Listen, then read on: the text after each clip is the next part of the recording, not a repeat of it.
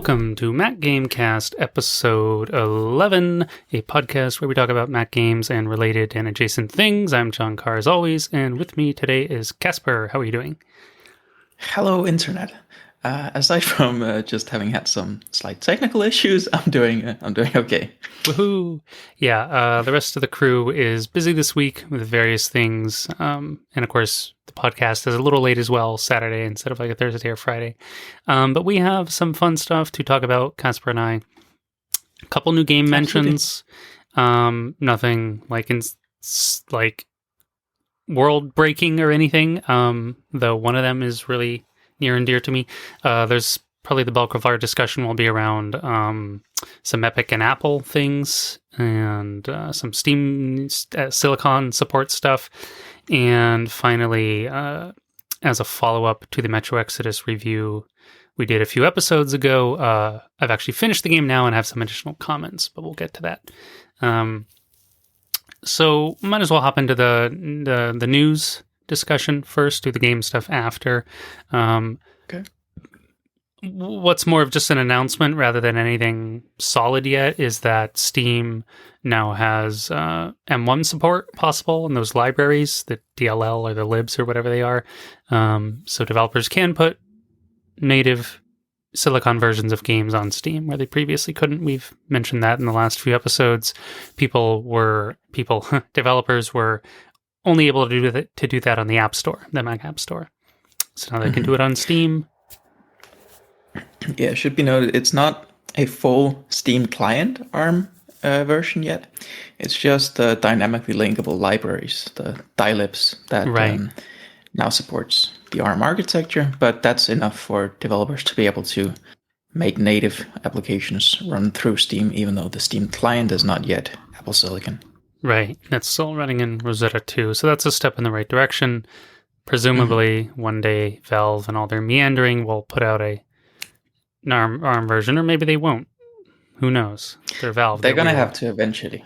They will, because Rosetta 2 eventually, 5 years or whatever from now, will not have support. So, but Valve time, quote unquote, TM is like a famous thing. Yeah. So, who knows what they're doing? As long as Apple doesn't make Rosetta 3, they'll probably support it. That would be funny. That'll be like when everything's virtual reality only or something. You've got to like translate your non-VR game to VR. It's like some weird Rosetta 3 thing. Yeah. So that's just more good news for Silicon, basically. I don't think anyone's done anything with it yet, but that news was literally, I believe, this week, like 5 days ago or something. I think there's been like 3 games or something that have pushed out updates for it, but they have. It's small titles and it's not a lot of titles yet. But it's showing that it's possible now, so more will probably come pretty shortly. Yeah, that's the main thing. I do recall, now that you mention it, I think Mr. MacWright, I was talking to him. He did mention 3 or 4 games, though I can't recall the names. Something smaller. He's my source for saying it. So yes. There we go. Hey, Mr. MacWright. Speaking of Mr. MacWright, where did I get it? I was going to reference him for something. What was it? I thought of it earlier today. Sorry, I don't know what it is. But Mr. MacWright's awesome. Go subscribe to him on YouTube. Or join his Discord. So that's the M1 stuff. Now we're going to talk about some Epic stuff, both literally and figuratively. To get the smaller part of that out of the way, Epic has this service called Epic Online Services. It's an SDK, a software developer kit or system developer kit, whatever it is. And it's a suite of services that provides things like some sort of multiplayer support, voice chat in your game. What else? Now they've added anti-cheat with Mac and Linux support. Previously, that was PC only. So that's the main news, is it add the anti-cheat. The only thing is, so this sounds like really cool news, but I'm not actually aware of what games use the Epic Online Services on Mac, other than maybe Fortnite. Right. So I can't point to any specific games, but what I can say is that the Unreal Engine is fairly prolifically used, and that's made by Epic. So It is. It I is. Yeah. think there might be some what do you call it, like integration there, that games using the Unreal Engine might be more inclined to use Epic Online Services or whatever it was called. Um, so in that respect, it might be making it easier to support Unreal Engine games more so on Mac and Linux with this change, Yeah. right? Yeah, because That's anti-cheat's a big deal for a lot of mainly publishers, but also developers, because you know you want to keep cheaters out of your games. I mean, single player games don't need anti-cheat, but a lot of the most popular titles are multiplayer, whether that's on iOS, which also has Epic Online Service support, or on Mac or PC, whatever, anywhere. Multiplayer is super popular. Single player is too, but a lot of the like cash cows are multiplayer games, for example. So having anti-cheat is really necessary. So it's just basically more good news, more potential support for Mac games, especially either on Epic. I don't know whether it's on Epic Game Store or just using the Unreal Engine in general. As you said, it's very prolific. I don't know the stats, yeah. but it's a huge amount of the industry uses the Unreal Engine on Mac, also on iOS, iPad, whatever. Really popular engine. Another Yeah. super. Oh, sorry. No, go ahead. Yeah. Another super cool part to it is also that through conversations with Valve, because of the Steam Deck, it'll more or less support, or more or less, it'll have some official support for Proton, Right, the yeah. anti-cheat thing. So it's not just that it'll now run natively on Linux and macOS, it's that it'll also officially have some support for translation layers like Proton, Wine, and Crossover. Right, yeah. Officially, I think it's just Proton, but there's a lot of code sharing between Proton, Crossover, Wine, all that. So that could make it a lot easier to do, that kind of non-native but still within macOS gaming. Right, yeah. So that's potentially pretty cool. It is, yeah.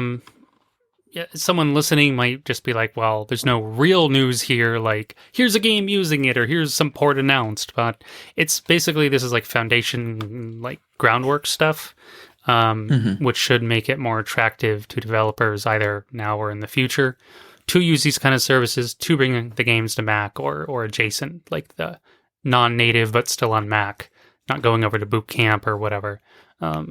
Kind of stuff. So that's why it's interesting, and that's why we're bothering mentioning it in the news, because it's more good news for Mac. We'll see who does anything with it. And to segue into the more drama stuff in terms of Epic, of course, there's this lawsuit going on, or I guess now concluded with Apple.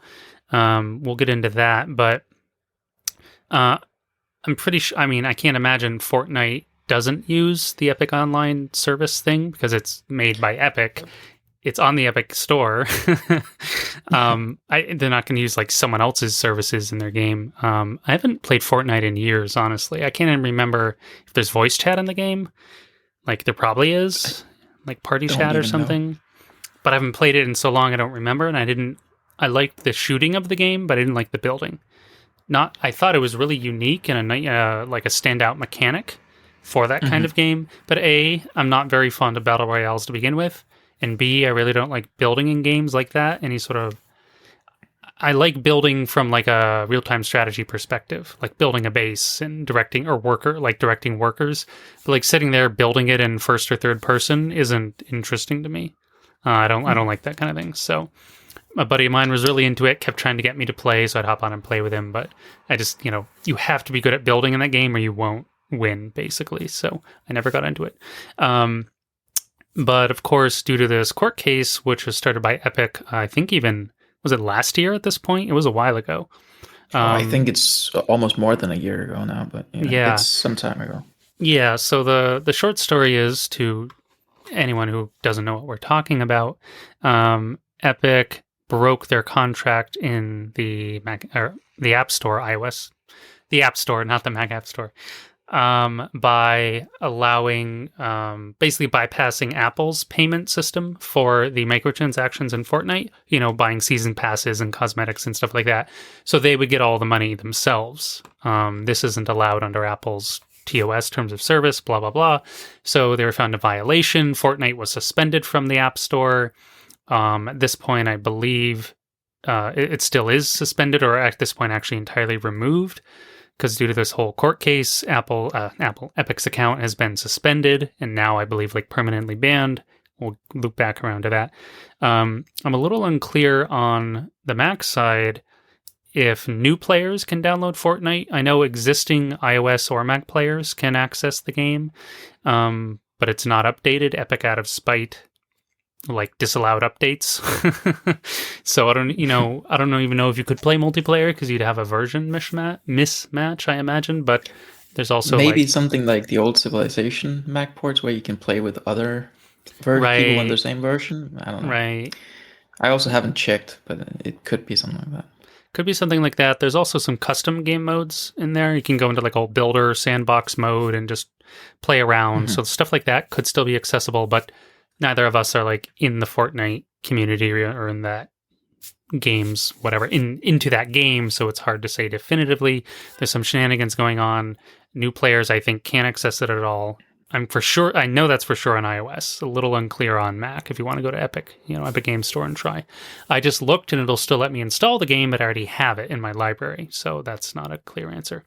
So the case, first they broke their contract, and then they ran this weird, clearly pre-planned ad campaign, like mocking Apple and all this stuff within the game, using that, I think, 1980 commercial, like the lady in the sledgehammer breaking the screen or whatever. So they did some parody of that, but made fun of Apple instead. Like the person was like breaking Apple with the hammer. I kind of forget what it was, but it happened so quickly. It wasn't like something organic. They had it all pre-planned because it came out within like a day or something. So Epic's messaging was right on there from the get-go. They had everything. That whole campaign, Twitter messaging, everything was like set up and ready to go. Yeah, super set up. So, from a certain point of view, Epic has a point. Basically, they want more competition in Apple's ecosystem. As we know, Apple is a closed ecosystem, walled garden, versus Android and so on, which is very open. The thrust. I think I don't like to say that Apple is that. I'd like to say that iOS is that. But I don't want to include the Mac in that because I feel like a lot of people have this misconception that the entirety of the Apple ecosystem is a walled garden, so to speak. And I've never seen the Mac as that, and I don't want that to be the common conception of Apple as a whole. Right. And I know a lot of people who go like, "Oh, you can't do X on a Mac," and you can do anything on a Mac. You can. You're right. That's an excellent clarification. I'm glad you added that. iOS specifically is a walled garden, I guess, unless you jailbreak it, but I wouldn't mess with that personally. Right. It's but by not default, officially supported in any capacity. On a Mac you can install whatever, do whatever. You can, Apple even has like official guides for turning off system integrity protection if you don't want any restrictions and all that. So yeah, it's pretty nice. They easily let you install other operating systems, partition drives, mess around in terminal, command line, and all that fun stuff. So very open there. But so Epic was the main. It all boils down to money in the end. Apple takes a 30% cut, which is a lot, but so does Steam. Epic themselves, to give more context for this sort of whole drama, is when they launched the Epic Games Store, their main selling point was they only take a 12% cut of the sales, which is an 18% reduction. That's quite a bit.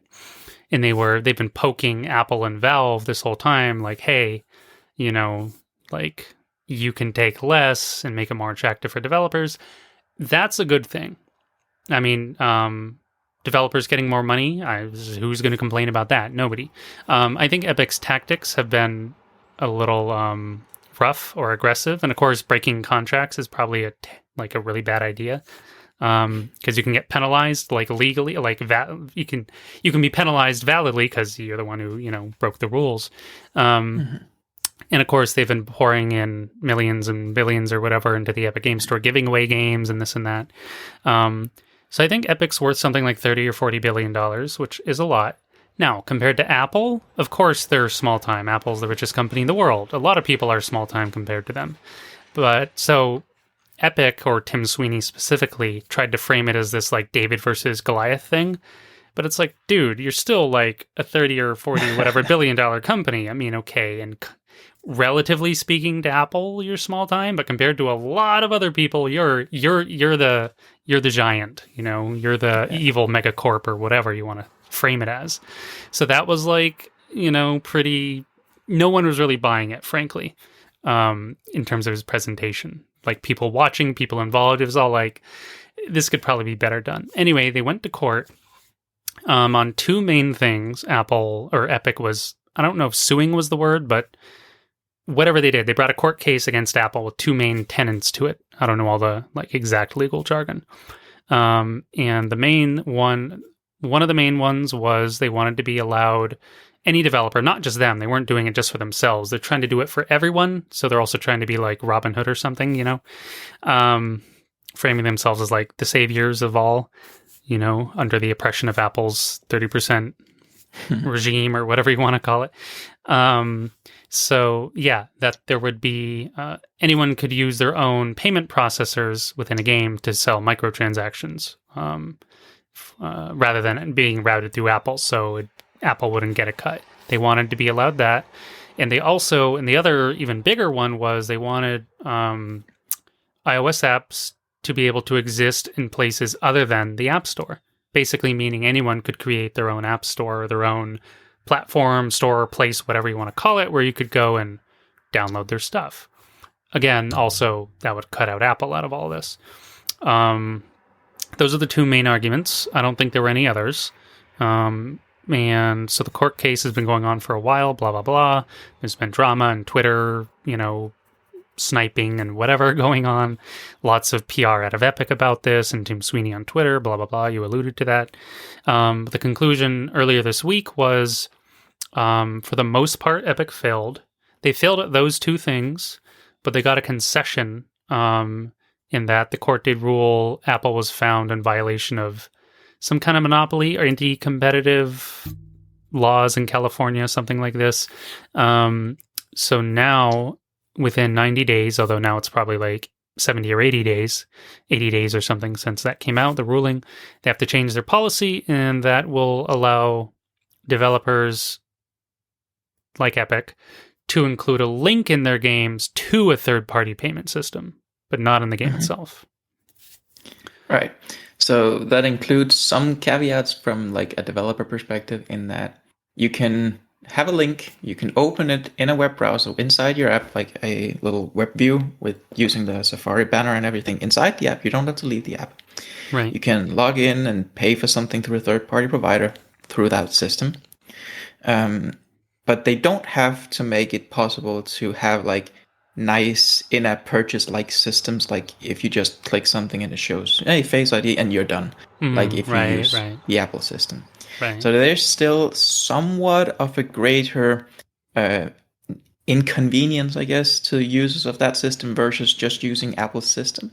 But on the flip side, if it's an inconvenience that might mean that 0.1% of users don't buy something, and you get to keep 100% instead of 70%, then maybe that's worth it, right? From a developer perspective. Right, for sure. So that's sort of like the balance that now has to be. Right. The other thing I forgot to mention about this is when Epic violated their contract with the App Store last year when they did this, because they didn't like ask to do this in a court case. They just did it flat out. And just then Apple reacted and suspended Fortnite. And then this court case happened from Epic's side, brought against them, blah, blah, blah. But one of the things Epic also did to try and entice people, like this is a good thing, they lowered the prices of those microtransactions. I forget how much, but the price of V-Bucks, which is the Fortnite currency, you have to buy to then buy the stuff you want, like the season passes and your fancy hats and whatever. That got a reduction in revenue only if you bought through them, not through Apple, because they were avoiding the like Apple tax, I think they called it. And that makes sense. That's like standard market stuff. Like, for example, let's just briefly put aside games and talk about like market stuff really quick, which I have some basic knowledge of because I'm involved in a family business. My brother is a great businessman. Anyway, for example, selling on Amazon or things like eBay, both those things take a cut of your sale. So if you're selling direct, you can always sell cheaper than selling through somebody else because you have to price your stuff more to account for the cut they're taking. Otherwise, you're just losing money or making, in some cases, so little money as to be like, it's a waste of your time. So same idea here. Epic is, they're pricing their stuff more competitively or more attractively when directly bought from them because there's no extra tax in the transaction. That makes sense in terms of economics or something, but what you can't necessarily account for is like, what is that Apple tax getting you, right? It's getting you exactly. A curated app store experience. It's getting you like verified apps free of, malicious stuff or whatever. As far as I know, that's kind of rampant on Android because anyone can kind of do anything in the Google Play Store or whatever. And you're getting a really nice, it's pretty, I don't know how easy it is to get featured, but, they present a lot of stuff. They do special features on cool games and apps. There's promotions and cool pages about it and editor's choices. And yes, everything's, curated. It's not just an anything goes place. Loud motorcycle driving in the window, by the window. So, I'm not much of an iOS gamer or anything. There's probably people who argue either on the either App Store, Mac or iOS. They'll probably say there's lots of junk on there. But if it wasn't curated, there would be an ocean of trash in there as well. Well, it's important to note that the trash can still be there, but it's not going to surface as much, right? Because if you right. can still publish things on the App Store, even if it's crap, as long as you don't directly violate anything, right?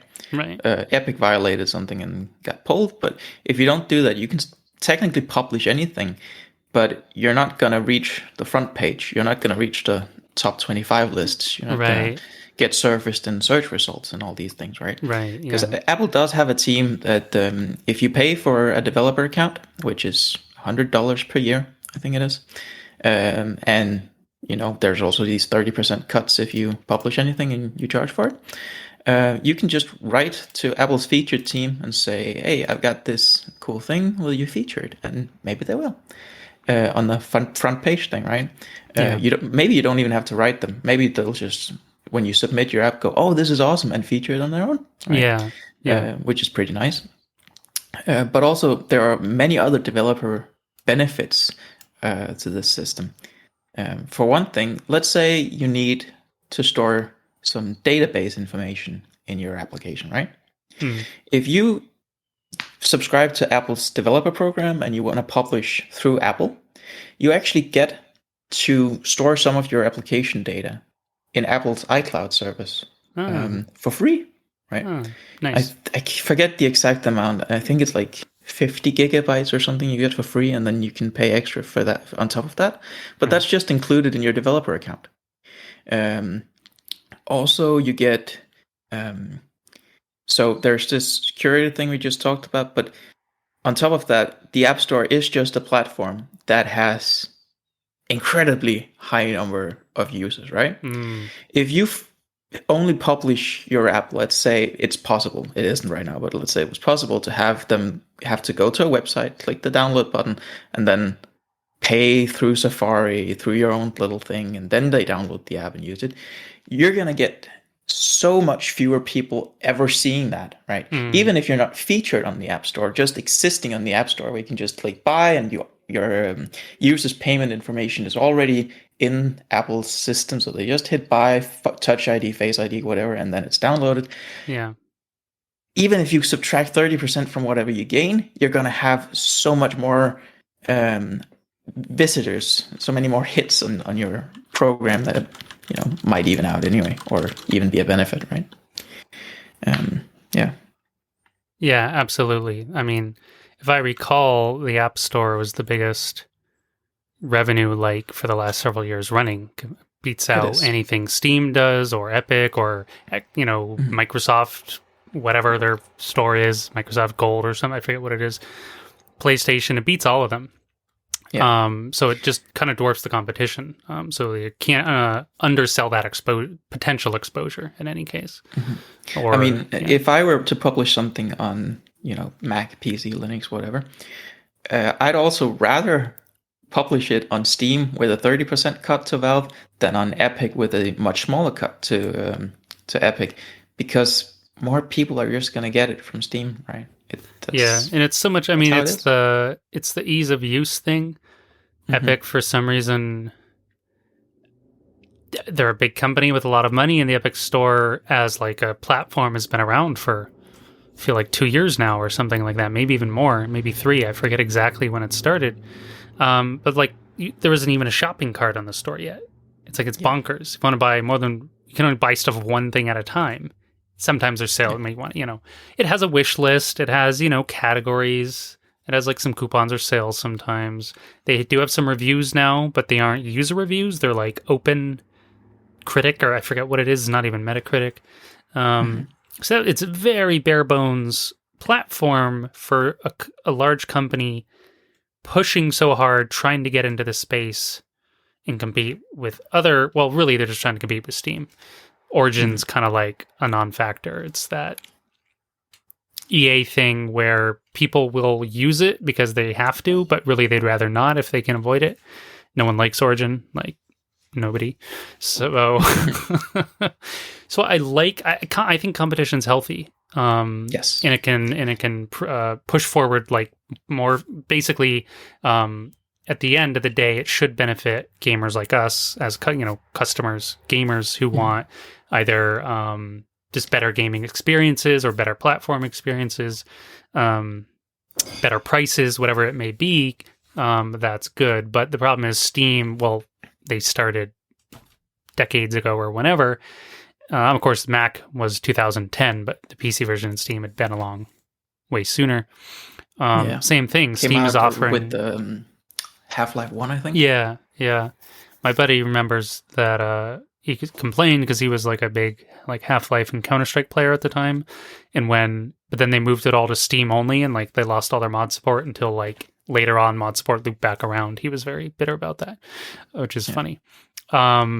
But same thing, Steam has so many features, right? It's easy to find stuff. The store's features are really good in terms of like the cart or related items. User reviews are huge on Steam. Like reading them is really helpful to can be, not always. There's plenty of troll reviews or just like comedy reviews in there too. But as a whole, like the ecosystem of Steam just dwarfs anything Epic can offer. So even though you're paying more, there's more users on Steam. There's all kinds of game adjacent stuff going on with the Steam market and trading cards, and they have mini games and all kinds of stuff going on, chat rooms, groups, blah, blah, blah. Yeah. And all of this, I mean, I just want to point out that what we're saying here is not necessarily that we don't want there to be options. We're just saying that the 30% cut and all that, it's not just saying, hey, 30% is more than 15 or whatever it was Epic took. There is more to the number than just saying, 30% is outrageous, because maybe there are actually benefits here, right? And another thing I want to point out about what Apple's developer program gives you is that without paying extra, just included in your developer program with Apple, twice per year, you can get an Apple engineer to look at your code and help you out with code level issues in your Apple platform code. And that is pretty cool. That's pretty cool, yeah. Right, because if you were to, say, hire someone separately to do that, it would probably cost a lot more than that, $100 a year. Yeah. It'd be $100 an hour or something, I don't know, a lot. Exactly what you said. We do want options. It just so happens within their respective spaces, like Steam and the App Store basically are still the best options. Of course, Epic wants, much like they're trying to compete in the computer space, they would also like to be able to compete in the mobile space, or specifically the iOS space. because, well, at the end of the day, they want more money. Can I blame them? They're a business and they have shareholders and investors and all that probably. So I don't begrudge that to them. I just think their approach was heavy-handed. So to loop back around to the lawsuit, I did some reading, courtesy of PC Gamer, funny enough. Yeah, the irony. But they had several detailed articles about this whenever it happened. So I'm actually, hey, thanks BCG. And apparently the main reasons why the judges ruled against Epic on those 2 points, the separate like platform, like allowing other developers to have their own app store or direct in-app sources of revenue, mainly was apparently Epic's experts and their legal team and whoever was involved in the court case was apparently, they just totally blew it. They totally bungled it. The judge was like really harsh on them and used all these words like, I did read it in some detail, but it was earlier this week. And they basically said, like, nothing they said or constructed was believable as an argument. They, like, invalidated themselves and contradicted themselves in their arguments as well in their paper presentations, all the court stuff, all the layers of court stuff that goes on. I don't know every detail. But they basically shot themselves in the foot and had, like, poorly presented arguments, bad facts, incorrect data, all this stuff. And they said it was, like, outrageously bad apparently, and the judge really scorched them for it, and so that's why Apple won the case overall. Epic, at this point, the conclusion is Epic's already appealed it, which I find, I don't know, the US court system anyway is really weird to me. In some cases I can see it being useful. Maybe, I don't know, an innocent person's convicted or whatever or something, appeal their case, blah, blah, blah. That I can see it being great. But it's like, you messed up this issue. There's been an official ruling. And then a week later, they just come back and be like, we object to your decision. We want to file an appeal to have the court case again. I find that deeply strange, personally. I don't know. I'm no lawyer here, but I feel like what they're saying is essentially just, can we get a second opinion on this? And if the first opinion made by the first judge is correct, then the second judge is just going to go, yep. Right. That was correct. Yeah. So I don't necessarily see that as a problem. That's true. Yeah. I was imagining like a whole new case happening again, but right, I believe it's more of like a second look at the ruling and how valid it was and everything. You're right. And I mean, if that second judge goes, there's more to this, then they might have a full second go at it. But I think it is more just a second look initially. You're right. And they didn't find Apple monopolistic and some other things Epic like tried to accuse them of and this and that. Just they were in violation of that, not antitrust, some anti-competitive thing in California. That's why they have to allow the third-party links in their apps now within a couple months. So that's a small step for Epic, but overall big shutdown. They like rolled, what's the saying, like double or nothing. They like went big on 2 big things and basically lost at both. Now they have, egg on their face or whatever. They look pretty silly. And since Epic has asked for now that the court case was over, Epic asked for their App Store, iOS App Store account to be reinstated. And some guy from Apple, I don't know, some guy named Greg or something, I saw the letter again on PCG. Joshwick? Greg Joshwick? I think that's... Maybe. I just recall Greg being involved. I'm terrible with the names. Sure. And just basically said, sorry, as a result of your breach of contract last year and your court case and all like your unpleasantness, blah, blah, blah, your account's been terminated and please don't bother asking us again to reinstate it. Bye.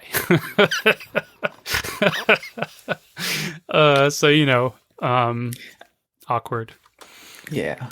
But while this is sort of somewhat unfortunate for people who really want to play Epic's games and all, I do kind of think it's fair enough because Epic did act completely in bad faith here. When they did the initial push of the update to Fortnite that was in breach of terms of agreement with Apple, like the literal legal contract they had signed to become a developer within the App Store.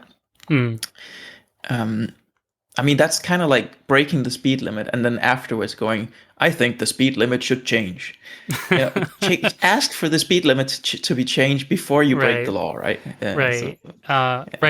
Right. I should add, I recall now the judge ruling, in addition to all like the bet poor arguments and stuff, they mentioned this exact point, saying Epic clearly acted in bad faith first. They intentionally broke their contract. This reflects very poorly on their, their motives and so on and so forth. Like they were trying to play the victim when they're the ones broke the rules first. No one asked them, no one forced them to. So that was a bad move. I think my impression was I don't know anyone at Epic. I'm a fan of the Unreal Engine as an engine. I like games that use it. I've liked stuff. I have some games on Epic, but it's mostly the games thing. So I don't know anyone. I don't know Tim Sweeney. Just my impression was from following this is they were hoping to drum up put Apple in the court of public opinion rather than the court and be like, Apple's so evil and 30% and, try and, garner a lot of social media support and rah, rah, rah, or some pitchforks or whatever. And that never materialized in any substantial fashion. It was minor at the most. So my feeling was they just really shot from the hip and were like, this is totally going to work out because everyone's going to love us and see how evil Apple is, or maybe not evil, but unfair or monopolistic or something. And, maybe not God will be on our side, but surely a judge, because they were so confident.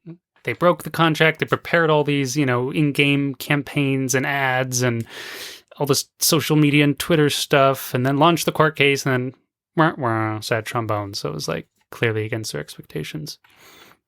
Yeah, it felt a bit like they had gotten a bit arrogant and thought we can't possibly lose at anything. Yeah, that's what it felt like reading all the PR or quote or statements out of Epic or Tim Sweeney more specifically regarding this. So that was kind of silly. Where it goes, and my only real overall, I'm not fussed about Fortnite.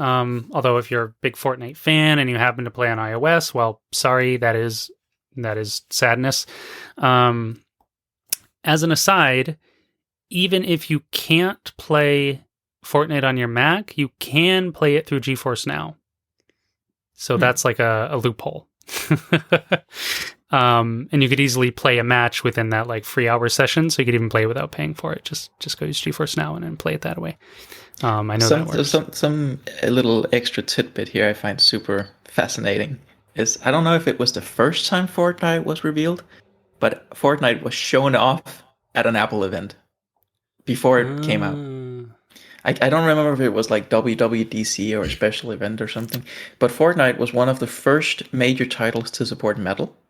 Right. So when Apple announced metal, they had a big Fortnite reveal trailer and everything showing off Fortnite running on the Mac.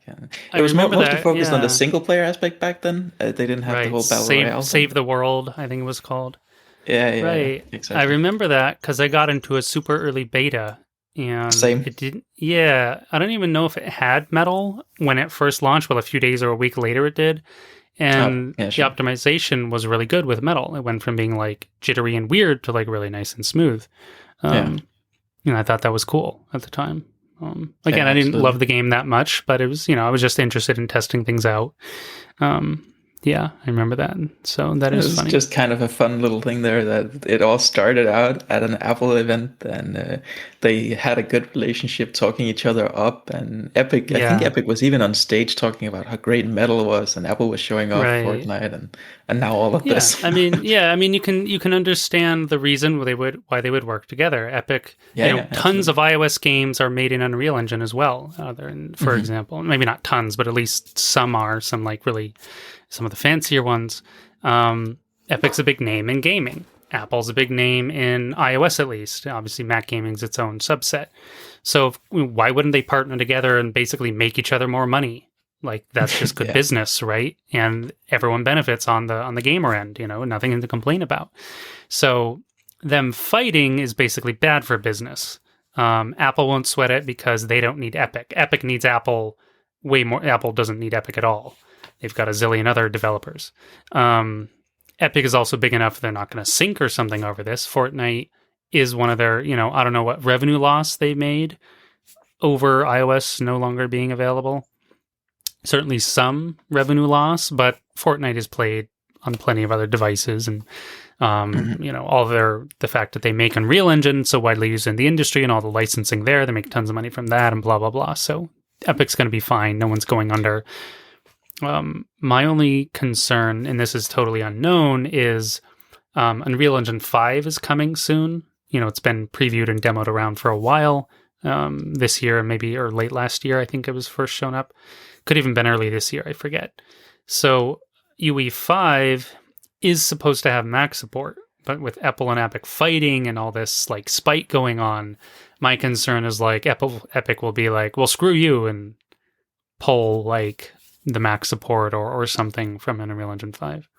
I still think it's going to have Mac support for one major reason. Epic is not selling the Unreal Engine as like a product to the end user or anything. Epic is selling Unreal Engine to other developers. Right. And if they want their engine to be attractive to developers, more supported platforms is a benefit, right? Yeah. If they were selling directly to consumers, they might go, it's okay. It's a small user base. Right. But if they annoy their partners in the development space, that might cost them a bit more. I mean, it's not like I'm saying that I think a huge portion of their developer partners would be fussed about not having Mac support. Right. Unfortunately, that's probably not the case. But it's a different target market that they probably don't want to have to create fuss within. Right. Makes sense. Yeah. I wanted to loop back to talking about App Store value just for one moment, even though we passed that. We were talking about like the 30% cut and kind of what it gives you. And it's worth reiterating that now with Silicon machines, you can also play quite a few apps from iOS on your Mac. So you kind of have a dual platform essentially, if you enable it and set up the code to work with mouse and keyboard or whatever. So that's kind of cool too. You can get like a 2-in-1 with presumably not like too much extra effort. That just kind of, we've mentioned it on the podcast before, but in the context of the discussion, I felt like it was relevant. So that's just kind of an extra bonus included in all the other things we talked about. Yeah, absolutely. Yeah, so we'll see where it goes. For now, there's some tiffs, but the games will carry on one way or the other. And we'll see the future of Apple and Epic's relationship. Maybe it'll be repaired. Maybe it won't. Who knows? But iOS will go on, and the App Store will go on, and Steam will go on, and Epic Games will go on, and Unreal Engine will go on, and so on and so forth. So, yeah, it's more just interesting rather than like earth-shattering. It's only earth-shattering if you were a Fortnite fan on iOS or maybe Mac. There's ways around it on Mac pretty easily, either boot camp or streaming. iOS, I guess you're just out of luck. Maybe. Don't know. Sorry. Probably are. Yeah, probably are. So that's the only real downside. I don't care about the game, but if I did care about the game, I would be disappointed. I would be upset. If that was my primary platform to play the game on and it was no longer accessible, that would be a bummer. So, But actually, you said it's available on GeForce Now. It is, yeah. Well, then people on iOS could use GeForce Now to still play. Right, I was just thinking of that. Weren't you just doing some testing?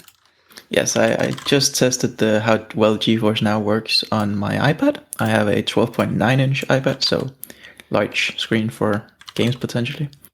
And I mean, it's probably not going to be as good of an experience with Fortnite if you are using touch input already. Right. But mouse and keyboard with the potentially like magic keyboard or any other way of doing it you want, as well as controller support seems to work pretty well. And, it's got the seemingly pretty good support. It was a bit, I kind of struggled finding the page to, go to the Safari browser version of the platform. Yeah. But once I got there, it seemed pretty good. Nice. One little note is that aspect ratio, it's game dependent, so the game might not support the aspect ratio of the iPad because it's not a standard PC aspect ratio. Yeah, right. Yeah, it could be a little sketchy, but That's a great point. Yeah, again, I think GeForce Now is awesome, especially seeing as it's free forever as long as you just do 1 hour sessions and you can log out and wait a few minutes and just log in another one. And for a game like Fortnite, I think even if you play a full game and win or whatever, I'm pretty sure it's like under an hour or like 45 minutes. You should be able to like just bang out games without ever having to play. Other games might be much longer and that'll interrupt your gameplay. I'm pretty sure Fortnite, like, not to mention you could just drop in and die right away and have to start over again anyway or whatever. So That's what happened to me when I tried it. Yeah, it's tough. It's tough. Speaking about some games in general, actually, I listed 3 games to mention, but we're going to ignore the first 2 and just talk about Gloomhaven. Because I'm a Gloomhaven fanatic, not because of the digital version, because of the board game version. For those of you, I have only heard of the board game version of Gloomhaven before. I didn't even know that they were doing a computer game version. Yeah, it's really interesting. I got into what they call designer board games like middle of last year. I've mentioned it a few times on the podcast here and there by way of them now turning some popular video games into board games. And they're even doing more of that. There was a Far Cry board game announced, I think, though, for next year, and also a Kingdom Come Deliverance. So none of these are Mac games, but they're like notable PC games.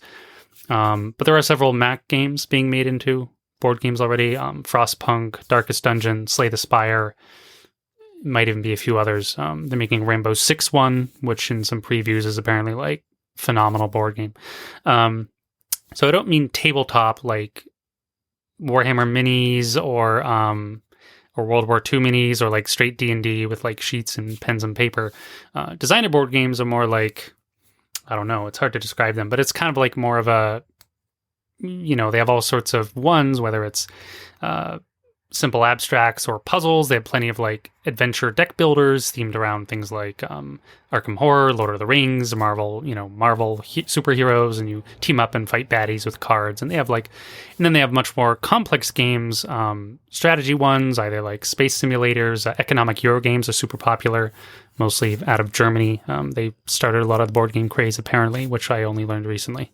That was interesting to me. But the ones I like the most are basically ones with like action adventure or like combat puzzles, essentially. So Gloomhaven at its core is like a giant combat puzzle. But it's this giant 25-pound box. If you buy the board game version, came out a couple years ago, started out small, turned into an enormous hit. By a lot of rankings, it's like the number 1 board game in the space. It hits like number 1, I don't know, what is it, theme and customization and value and all this stuff. Because you can get it for like as cheap, quote unquote, for like $100 odd, $120, which in video game terms as well, that's like, depending on what price value you buy a game at, that's like 2 $60 games, 3 $40 games, or 5 or 6 cheaper ones. But you can get like hundreds of hours out of this box if you buy it. But it's fairly complex. There's, a fat rule book. There's like 100 odd missions. There's something like 18 different character classes to play. It's like an action adventure RPG basically. But it's turn-based, so this actually translates very well to like a digital space. It's been around for ages on Tabletop Simulator, the one on Steam, which lets you simulate all kinds of board games. People have made mods for it. I don't like that program personally. I recognize it's very good, but to me, it's this awkward thing where you get none of the benefits of the board game, which are like, being off a screen, picking up and handling pieces, like the tactile feel of it and everything. But then you're using a computer and a mouse and keyboard and everything, but then you're still doing everything manually, more or less, so you don't get any of the benefits of like a video game, like cool graphics or scripting or whatever. There is some minor scripting, I think, going on in the mod, but... Yeah, I was going to say that because if you work with the right mods and the right tools, I think it's a pretty neat program that can do a lot for you, actually. It is cool. Then again, yeah. I've also only used it for Dungeons and Dragons, and you don't necessarily need to do a lot of like manual stuff because a lot of that can be done with just like your sheet and just... Sure, yeah. The power of imagination. Right, exactly. I think it's very good for things like that. Though a lot of people have said Gloomhaven would have been better as a video game because it can be like, it's basically for like more like hardcore gamers. It's not a casual thing. You have to learn a lot of rules. There's, like pretty complex monster AI and rules to make them like challenging. There's a lot of difficulty scaling. There's, status effects. Every character plays completely unique to one another. There's like almost zero similarity. And there's side quests, and there's things like reputation and prosperity and city building and events. And there's just all these layers to the game outside of like the straight combat and the missions, for example, where it's like, here's a group of dudes on this hex and we get so much movement and they move and we kill each other and we progress and blah, blah, blah. So a lot of people have said, oh, it'd be better as a video game. And they've made one. It's been in early access for almost 2 years, a year and a half or something. And just this week, they announced the full release date, which is October 20th. And the reason I'm bothering talking about this is because they also added Mac support to it now. It doesn't show great. as Mac on the store page, at least when I looked yesterday. I should check that right now. I wonder if they updated it.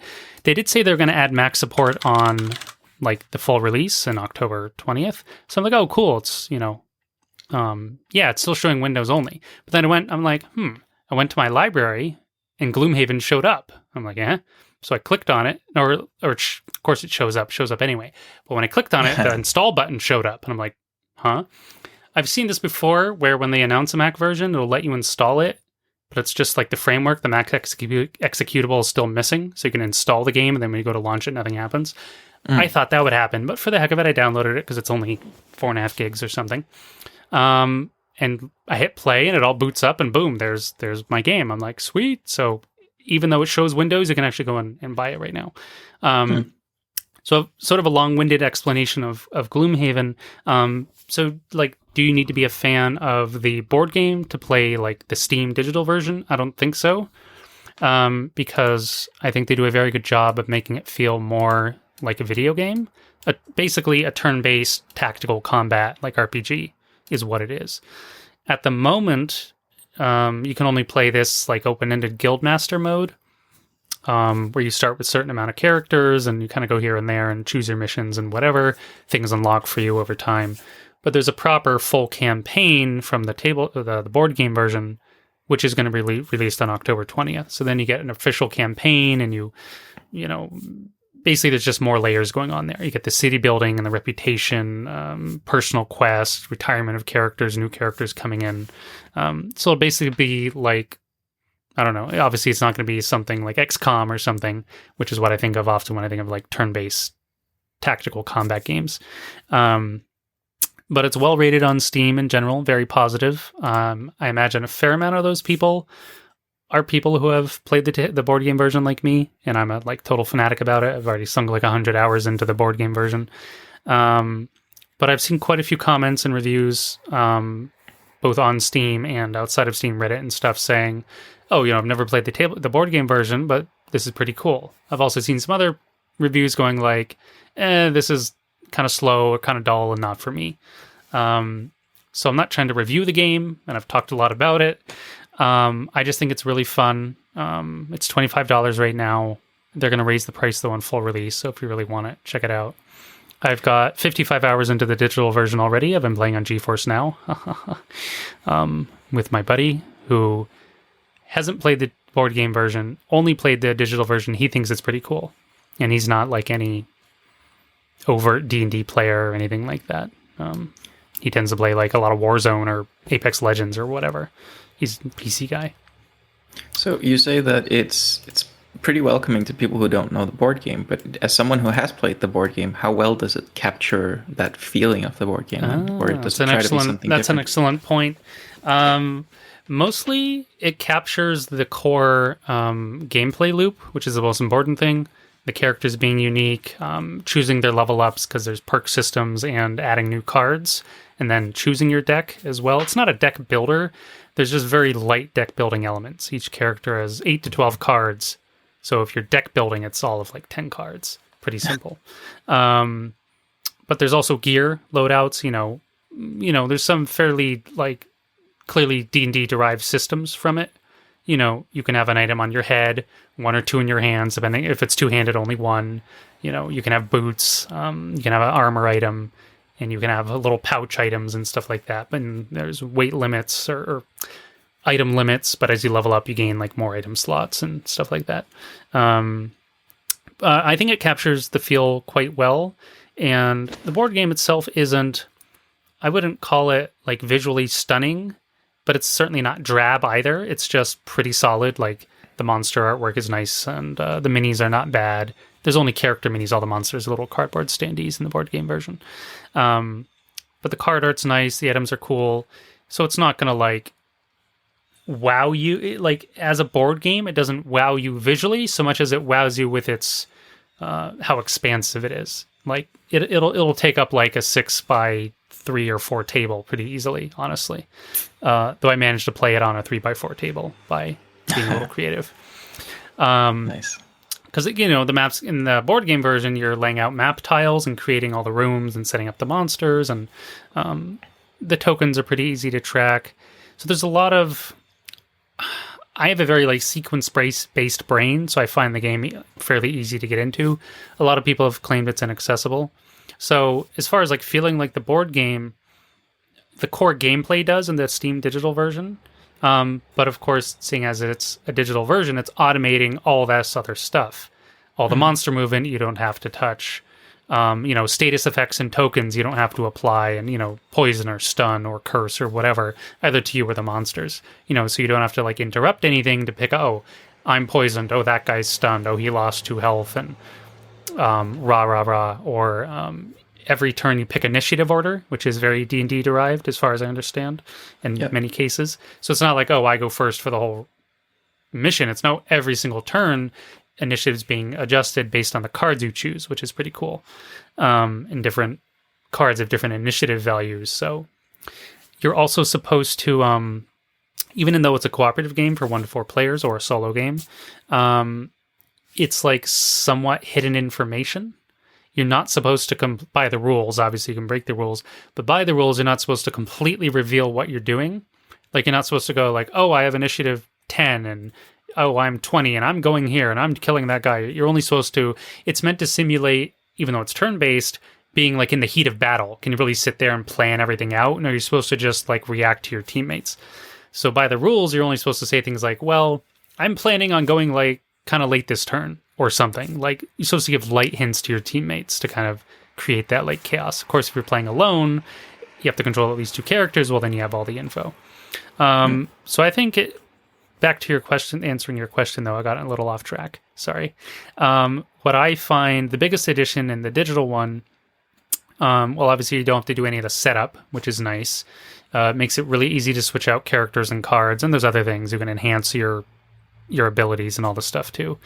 But it's just the visual aspect. The graphics aren't amazing, but it's very colorful and vibrant. And you get, cool spell effects, monster abilities, and of course, maps with like what might be like a crystal cave or something in the board game is like all right, but in here it's a cool 3D thing with glowing rocks and torches and all kinds of stuff.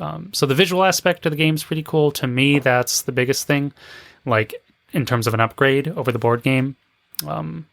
It's generally quicker to play, but not always, because sometimes you have to go through the motions of the digital game. Like, well, I don't want to use this move action. So first you have to like confirm you don't want to use it, and then like cancel this other thing and click this other thing. And you're forced to go through these steps in the sequencing. In the board game, you just skip all that because you go, well, if you're playing solo, you wouldn't say anything probably. But if you're playing with another person, you're just going like, well, I'm doing this, this, and that, and I'm skipping blah, blah, blah, and boom, you just move on. So in some ways, the board game's quicker to play, but in other ways, the digital version's quicker to play. But I think it's cool. If you like fantasy, like RPG, turn-based tactic stuff, I say give it a try, especially now that it has a Mac version. Super easy to recommend. Yeah, I'm gonna add this to my wish list. I think it sounds awesome. I mean, I'm a fanatic of the board game. I won't even say how much money into like extra stuff around the board game. Nice. Character dashboards, mats, terrain, I don't know, sleeves, blah, blah, blah. I've spent all kinds of stuff in the game, but I think it's really fun. There's also like a large Etsy community around it. I made some jokes somewhere like, I'm pretty sure half of Etsy is powered by like Gloomhaven extras. There's just tons of stores and shops around it. because it's a cool game. But as far as a game goes, I mean, if you like RPGs, it's more like slow and ponderous. Like you don't level up, snap, snap. There's only, for example, 9 character levels, and you may play the same character for like 20, 30 missions or something before you change to another one. But it's a cool world. It's not super heavy on story, but there is a story. There's some interesting races. There's some light humor.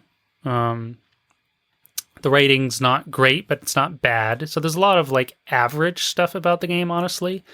But the core like combat loop, like combat puzzle, is like incredibly satisfying if you like that kind of stuff. And that's why it gets me. Like it stimulates me intellectually. I love that crunchy combat puzzle. And it's also very scalable difficulty wise, like really scalable. You can make the game really easy or really hard or just like the sweet spot for you. So it's super scalable. I think that also makes it more accessible once you've learned the rules. So I'll advocate the game all day, but I think if you don't want to bother with board game or / tabletop kind of stuff, just check out the Steam version. You could also maybe already have Tabletop Simulator, but that's really, you can just download the mod. It's just free. But that's really a very different version of the game compared to the Steam one. Yeah, I mean, there's something to be said for automating the tedious aspects of board games in video game format, right?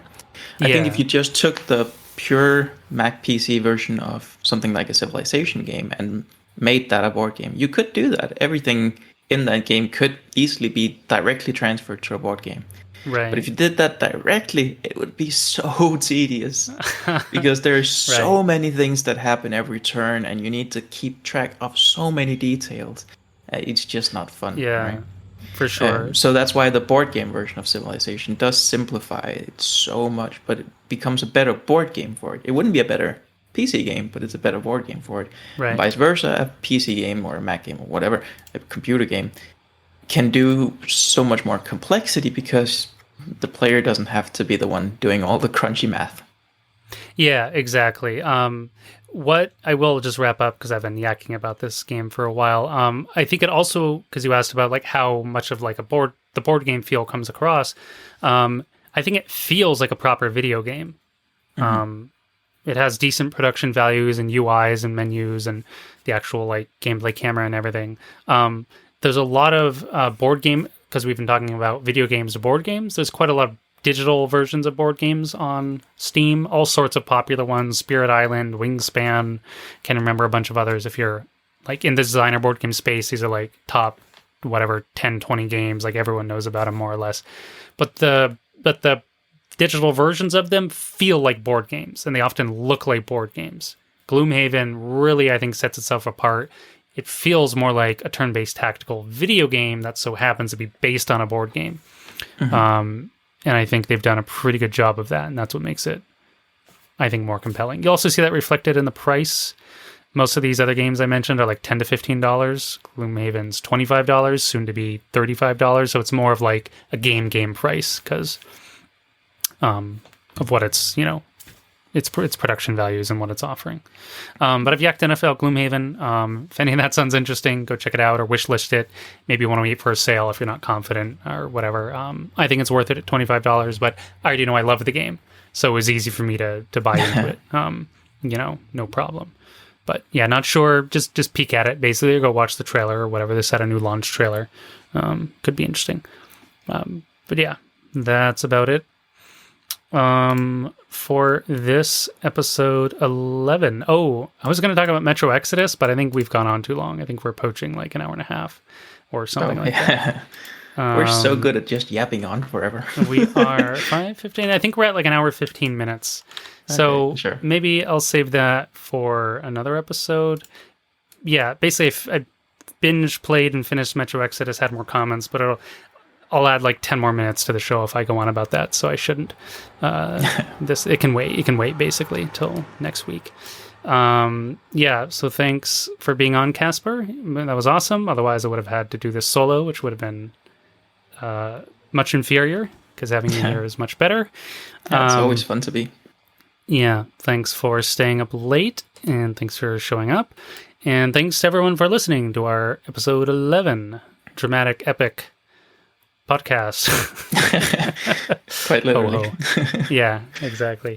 And we'll see you next week for episode 12. Thanks, everyone, and catch you next time. Bye-bye, Internet. A big thank you to Kevin MacLeod for the intro and outro music. Be sure to check out his library on the web. You can find more episodes of our show on our website, macgamecast.com, or in all major podcast directories. If you enjoy the show, please consider commenting, following, or sharing. Thanks again for listening, and see you next time.